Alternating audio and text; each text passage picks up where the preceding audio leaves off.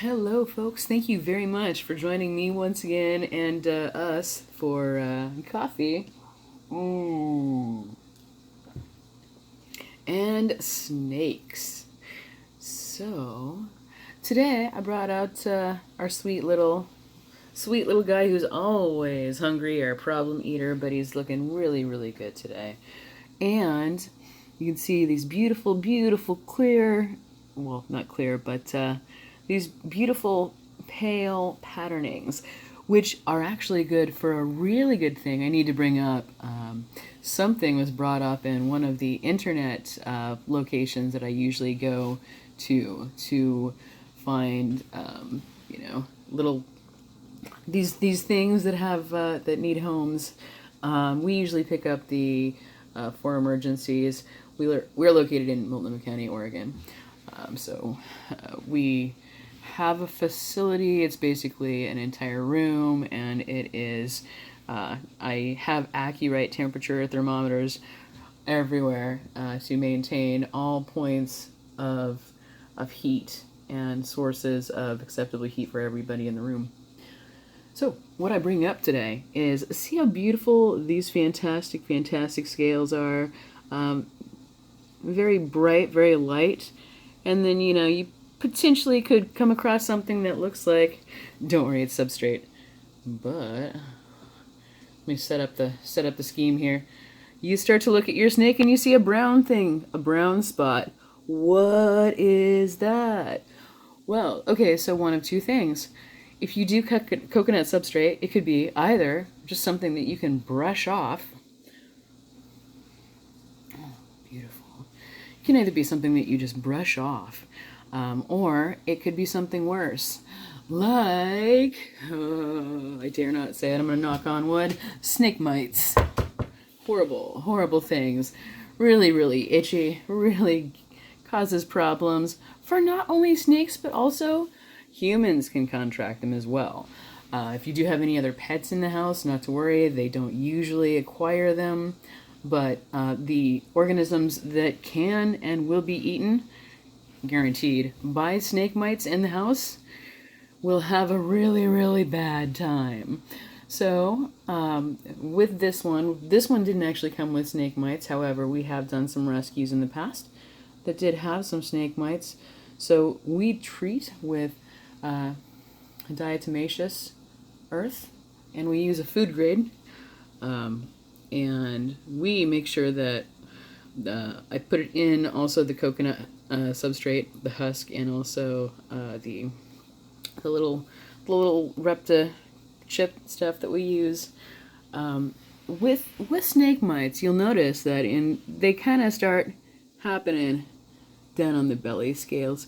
So you'll see those little dark patches on the belly scales. Pardon me. There are a couple ways. Excuse me. Well, I'm 3 minutes in. I'm just going to drink some coffee. All right. With these, one of the best ways to figure out whether you have them and also to assist with treating them is to drop the little guys in some water. With the darker ones, with the normal colored versions of a lot of these, as this is an albino and very specific, you'll see the mites actually start to crawl up and start to hang out on the top of the snake or the creature that has them. That is a really good source indicator. That's what you'll start to see. You'll start to see little things start to hang out, and they'll all start to run to the top because obviously they can't breathe. They can't breathe water, and they will drown. So that is one way to work on getting rid of those. And we usually just use a warm water bath. No addition of chemicals or anything like that. In general, we'll just kind of and then we'll double check and make sure that there's nothing coming out of the bathtub on the top of the head. The head is a really important place to look as well because that's where they'll also start to hang out. Right there on the top of that beautiful little noggin. Oh, goodness. God, he's so fantastic. And as human beings, they are horrible. They show up and, it itches and it's horrible. And basically, you treat it the same way as you would treat any problematic parasitic thing that happens to human beings that you can get a prescription for. So basically what you have to do is you have to go through everything, make sure that you clean your entire house, and then you drop that diatomaceous earth everywhere. We usually use a broom also. It's sensitive, so I'm sensitive to it. I can get, I can, oh my god, I feel like I'm dying every time I use the stuff. So I have to use a bandana over my face just to make sure everything is okay. If you have any other animals or anything that's sensitive to it, make sure that you do put them in a room or put them in an area where the dust will just, allow that dust to settle. Also, if you are putting the diatomaceous in the substrate, make sure you take the kid out and then just, mix it and move it around, because naturally everything will just kind of start. Also, what I'll do is I will dust 2 to 3 days in a row to ensure that there's nothing there, because what that diatomaceous does is it's a silica powder that gets into the creature, and they become dehydrated. Oops, that's a lot of light, huh? They become dehydrated, and they just kind of, kick the bucket like fleas. So with this, that is one problem that you could potentially have with these guys. I mean, we haven't talked about like potential like infections or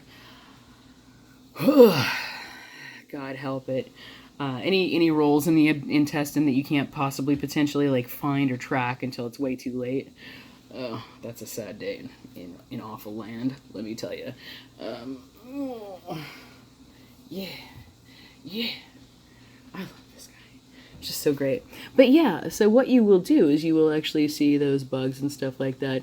Number one, get them into a bathtub. Make sure they are all set. And number two, get that diatomaceous earth. Start to treat them with something that's not going to affect them. And generally, any other issues that you might have with it, it's just, get them into a bath and then dust 3 or 4 days in a row, and you should be all set. Also, you will have to watch for new occurrences, within a week or two. Always make sure that you're watching. If you have any symptoms of anything in particular, watch that stuff for at least a month. Make sure that you're, being very, very vigilant in what it is, in the care that you're trying to provide for the kids here. So anyway, with that, thank you so much for joining us, and we'll see you guys again for another edition of Coffee and Beautiful, cute, adorable snakes.